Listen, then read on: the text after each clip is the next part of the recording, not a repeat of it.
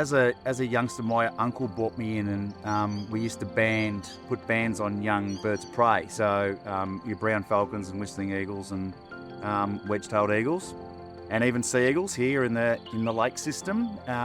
So we used to scale the trees basically on behalf of what was then called the forestry, so I think, from memory. And we'd get the chicks out of their nest and put little rings on little bands on their legs, and put them back, and that way they were able to track the bird's movement over a period of time. So we did that. I also, as I got a little bit older, and we used to come in during floodwaters and boat through the lake system, which was incredible. You could spend days doing that, get lost quite easily too. But so that was amazing. We'd be going in boats, and there'd be cormorants' nests right beside you, and it was a bizarre thing for a young person to be able to do. And then as we got older again, we come down and camped at camp spots on the river, here at Hattah, at Bidderang, back in the day when you could. Mournpool, and on a property called Odie's, which is one of my family members has got a share and a part share in the ownership of Odie's. So we spent truckloads of time, Chalker Creek, Gabby's, the whole shooting match. It was good fun.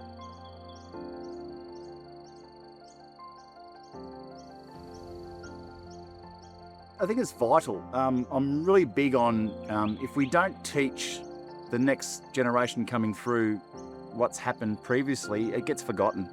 And we can't have that. A place like here has got so much that's happened here over the years. I often say to my own kids and people that I meet about this place, you can walk into Hattah, be on your own, stare into the distance, and take yourself back 2,000 years and imagine what that would have been like.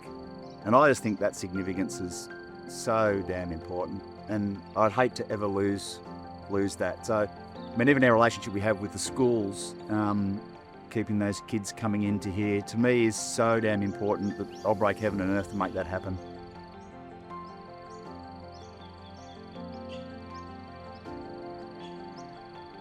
Wow, once upon a time you camped where you liked. That was one thing. There were sand hills that you climbed, and you ran up and you ran down, and you built castles and stuff like you do on a beach. The actual beaches themselves on the lakes were just pretty well pristine sand, no saplings. It's been amazing how it's changed, but I think a lot of it's for the better too. We need to keep these things culturally sound, if that's the right terminology for it, but we also want it so that everyone can still come and visit it. But I've seen a lot of changes to the point now where it feels like it's very governed, and back then it wasn't. Though I think it's probably governed for the right reasons, and the natural floods, what they used to do compared to the ones that we luckily have to this day created. Thank God we do. It's a big difference.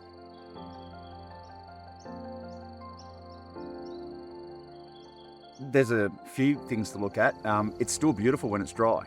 There's still so much to see, and I've walked out in the middle of Lake Bidderang, stone dry, and just looked around. It was like you're in an amphitheatre. It was incredible.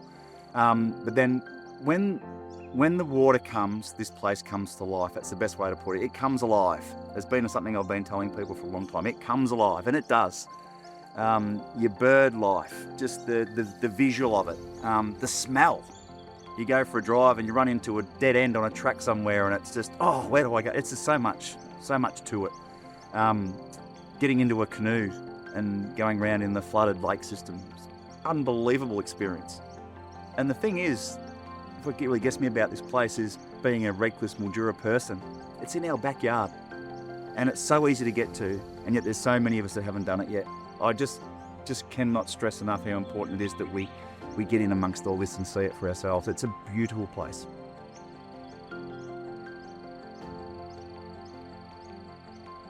They're missing out on something that's quite simple to get to, for one, and so it's not that hard. I'd say go and give it a go, even if you did a day trip.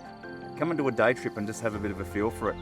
I remember we took a friend from Alice Springs here. He was just gobsmacked about how amazing it was. His comment, you go from the beautiful Big River Red Gums at Kai Bend or Sextons or whichever one you want to go to on the Murray, You can then go through a beautiful pine forest where you've got natural pines growing. Then you're on a lovely sand hill, which you can climb up and down. Next thing you're going through like a salt bush plain, which feels like it could be in Alice Springs. Then you've got a lignum patch. Then you've got a blah patch with eagles' nests in them. And you end up in some box country where it floods, natural floodplains. They are all beautiful in their own right, and the whole lot of them exist in this national park. So much to do, and you could spend easily a week here and not cover it all off. But if you just want to spend 3 or 4 days and have a little camp out here, it's an eye-opener. I stress, you must do it. Apart from the actual environmental reasons, it has to happen for others too. I think there's the significance of the environmental flows far outweighs not having them. I can assure you, there's financial impacts with small business, with people getting out here to see it when it does come alive. It's a fact. More people come to visit here when we have water in the lakes. That's just a fact.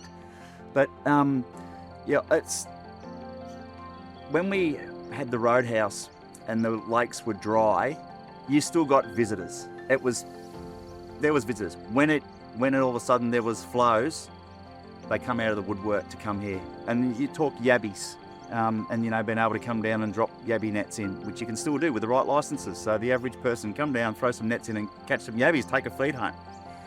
The fishing, the bird life, it's just imperative it keeps going. It's been a game changer having the environmental flows, it really has. If we didn't have it, there's so much history and significance that people are going to miss out on. And I mentioned before about you being able to stare into the distance and pretend it was 1,000 years ago. There's so much to see and do here in all aspects of history, and certainly in our Indigenous history. And look, it's just I'd hate to think that kids miss out on the fun of it, to come here and jump in a kayak and go out onto the lake, and it's too much to see and do here. There's old stockyards to see. There's beautiful sandhills to see. There's bird life to see. There's just so much. It would be devastating if we couldn't bring our children here. This place has to stay relevant. Hattah matters. It's as simple as that. I love that catch cry as well. Hattah matters.